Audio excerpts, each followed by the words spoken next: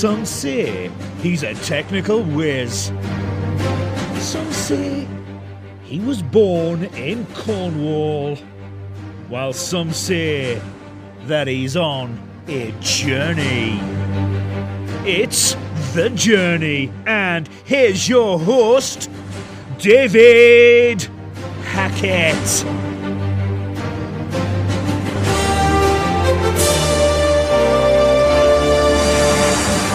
Another journey, and today we're going to be changing mindsets. Yes, that is a concept that we're going to talk about because changing mindsets can mean a lot of things.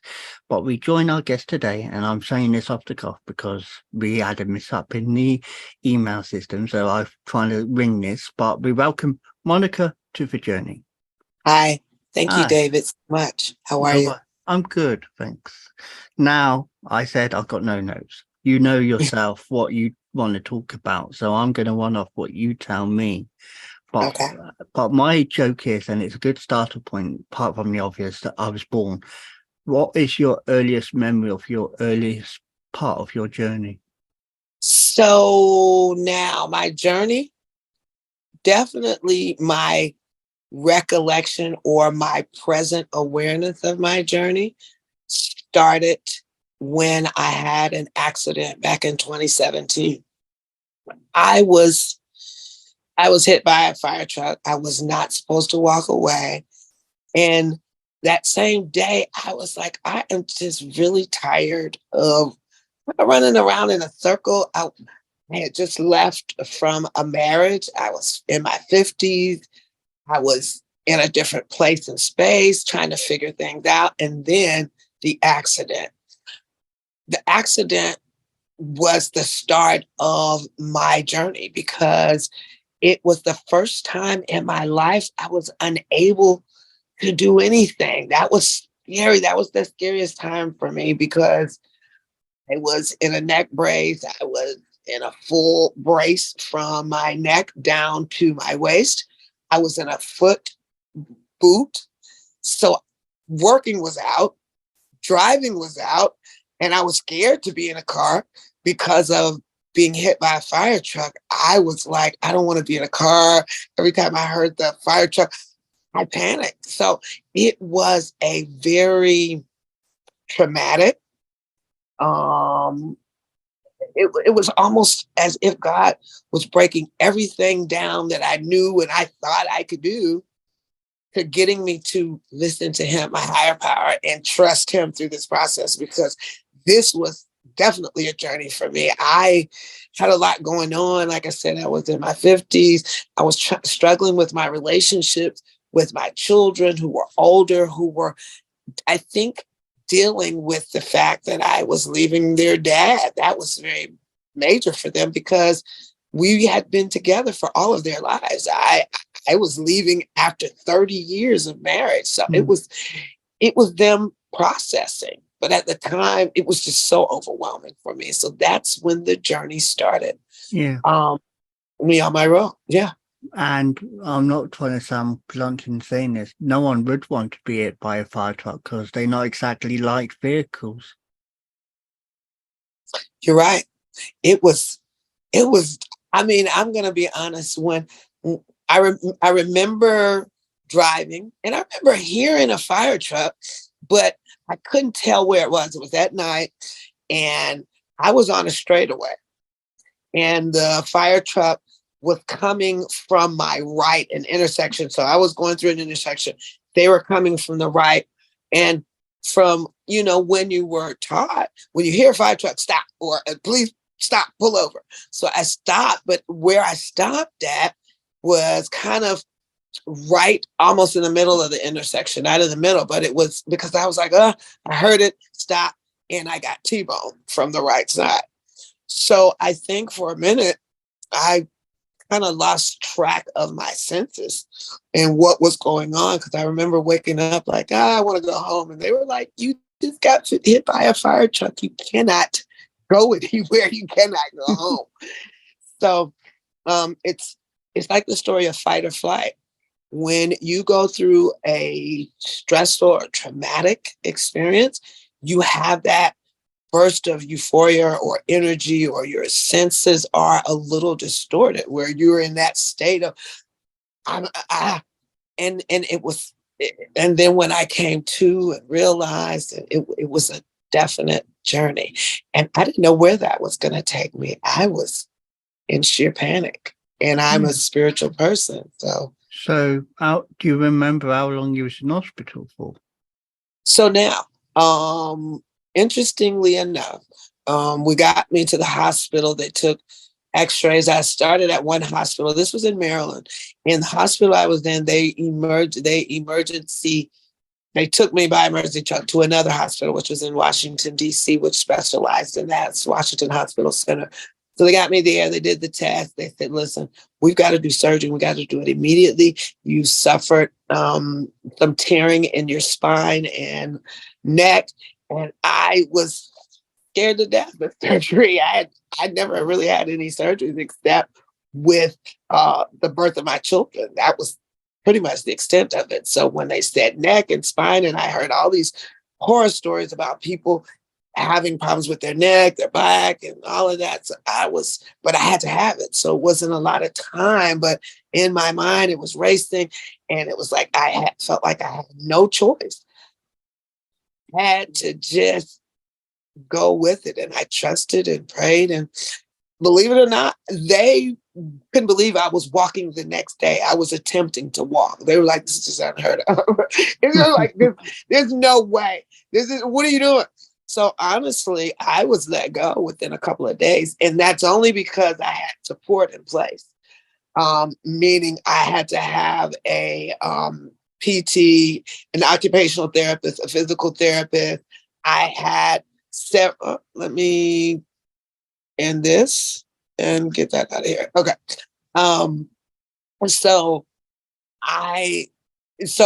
My thinking was, I'm going back to where I was living at originally. But at the time, there were steps to get up to the house. Then my room was up another flight of steps. They were like, no, ma'am, you're not going to be able to stay by yourself anymore. So the fact of me being independent was gone. I had to go back to my husband, which I said, I'm going to try this again. And that was another journey. So, that was in 2017. Here we are in 2023, and life is completely different. The journey it's definitely been a journey, David. Yeah. So about changing mindsets, I assume this was the emphasis behind you having the accident, because when you have an accident, or when, like you said, any traumatic injury of any description, it changes your mindset. Is that the meaning behind it? Voila. So after that, I just didn't know what I was going to do with myself. All I had was myself and my faith. So I began to figure, I was on a journey to self-purpose. What am I supposed to be doing? And I know I got a second chance. This was my second chance. So I didn't want to mess it up. So I was like, what am I supposed to be doing? And I originally said, you know what? I think I should become a life coach because I have a background in psychology, blah, blah, blah, blah, blah. Well, anyway, I found this program that has a wonderful coaching program. However, it starts with you. And originally I was like, oh, I don't need any of that. I'm good. I don't have any trauma. Okay. So got in the program, probably 2 weeks in. I was a crybaby every day. I was like, I needed this so bad. So dramatic. And the journey began. So after that, I got my certification with a specialty in trauma, abuse, addictions, alcoholism, negative self-worth, and unhealthy relationships. So then it was, what do I do with this life coaching certification? So I said, I'm going to do my own business. So I sent out 10 different names that I found, like Purpose This and this kind of this. And so changing mindsets was one of the choices. So I sent it out to people. I prayed on it. Changing mindsets was actually the third choice. But when I started thinking of who I am and what I want to be about, that was the logical choice. because everything about my life was about me changing my mindset and how I did it and how it helped me to go from being uncertain in life, not knowing what to do or where to go, to having a clear path, to living life thrivingly, not just surviving, but thriving, happy, flourishing, and willing to share that with others. I'm actually working on the publication of my first book. So, yeah, that's where changing mindsets came from. I like that because, like I said, everyone's a survivor of some description, and Absolutely. you touched upon some of the subjects there where you said about negative about yourself and bad relationships. You know, people just don't automatically think of the obvious as well. So that's what I like as well, because you go beyond the obvious and you go into Yeah. subjects that make it approachable for everyone. Yes. Yes. And the interesting thing that I do also is I offer services to clients. Sometimes they really just don't have the ability to pay. So I have a couple of options. There are options of testimonials, like if you really want the services, and I can, I do a financial sheet with you, and I bless people with services. As long as you're doing the work, as long as you're willing to give your testimonial after so many weeks, how it's coming, and and you're allowing me to publish that, I will do that. So I work in schools, a lot of low income areas, to build up programs. I'm in the process of writing some programs for building up our children in our inner city youth, to give them a better perspective, a different mindset, kind of rewiring the thinking. And there's some things that we're doing in positive intelligence that's really changing the game in this market. And I think that's going to be the way that we're going. It's really the focus of and shifting our minds on positive, how we can make good changes, how we can live life on better terms. So it's just a shift. We've been so conditioned to thinking one way in the box, but not. So it's changing and broadening. So yeah. And you've probably heard about the expression positive mental attitude, PMA. That is the way I always look at things, and that's what I hope people do. And that's so helpful, isn't it, David? You have to be positive, because believe it or not, there's negative all around, but there's positive too, because in the midst of sometimes negative stuff, you can learn something. If we're very active and observant and present, there are things that we can learn. There are things that we can call to our own attention if we're presently aware. A lot of times we're here, we're there, we're thinking about this and thinking about that. But when we practice the skill of tuning in, fine tuning, and there's very simple things that you can do to do that, which is focusing your attention to specific things. Touch is probably one of the biggest things, because there's so dimensions of touch. And when you start feeling things, you're presently aware. It causes you to be present on that. So it's helping people to be presently aware and be appreciative of that, because in a minute's notice, as I realized in that car accident, I could have been gone just that quickly. And I was so caught up in wanting to do this and wanting to do that, that it really didn't matter. It's what you do now and how your quality of life, because what we have to understand is the next phase of life is the end of that life. So it's kind of, people think it's morbid, but we have to think about all phases of life. And the more that we do, the better we're prepared for it. Because what happens is we don't think about it. And as soon as it happens to someone that's close, it's very devastating, because we don't want to think about it. So sometimes it's dealing with those tough, challenging things little by little, but giving us the opportunity to evolve. And that's what we're here for, is really to evolve. And sometimes I think we're afraid of our own greatest strength. So we kind of be quiet, or we shell in because of experiences. But those are really opportunities to grow and give character. So it's just redefining those ways of looking at things, So we've covered the past, we covered the present. Now, you said about the future as well, but how do you see the future is going to develop for you as a business, as you as a person?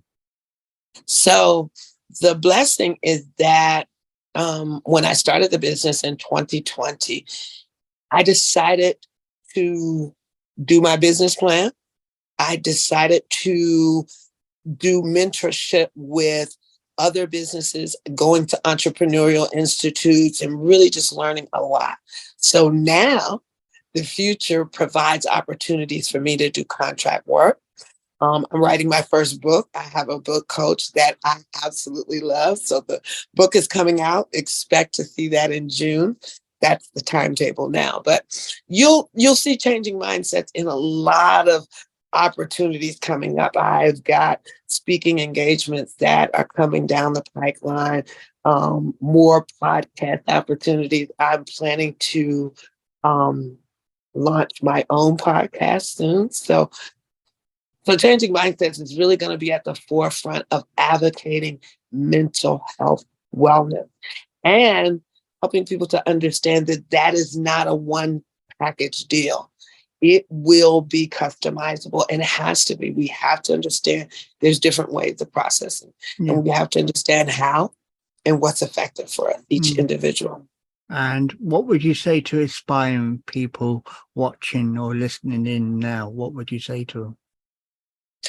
I would say you can do anything that you put your mind to, honestly, if you are willing to do the work. Now, it is going to take time because change is an action word. It is not something that you say that you're going to do and you don't do anything about it. So if you really want to change, tune in, see what your inner self is saying, and then develop a plan to work yourself into changing, to being the change that you want to be, that you want to see. It starts with you. So if you're willing to change and willing to develop some different patterns of behavior that are going to be best suited for you, because some of the behaviors that we've done before comes from our past in a means of defending ourselves, a means of survival. We've developed these things, these baggages that it's time to drop them off. We're going on vacation and we can't take all this baggage anymore. So that's what I say. I would say that embrace life. Understand that all that life has. Learn as much as you can. Life is for the learning. When it's over, you can't learn anything. So just try to spend every day learning something and thanking your higher power for being here, because every day is an opportunity to be better. And it's okay if you messed up yesterday, you can do better today. It's okay. Okay. And one last question. How can people get in contact with you for further information or ask for help? Absolutely. Absolutely. I would love to have you call me. My direct contact is 724-389-7553. My email address, Monica, MONICA .Squires, SQUIRES at changing, CHANGING, mindset, MINDSETS LLC.com, and my website, www.changingmindsetsllc.com. You can find me on Facebook, Instagram, LinkedIn, Alignable, and also Jobcase. I'm there as well. So reach out. I'm going to be on YouTube soon. I'd love to hear from you, love to work with you. And that would be the ways you could reach me, Mr. Hackett. Thank you. Monica, thank you for sharing your journey with us today. Thank you, David. It was absolutely a pleasure. Looking forward to doing great things and seeing you again, Mr. David. Thank you.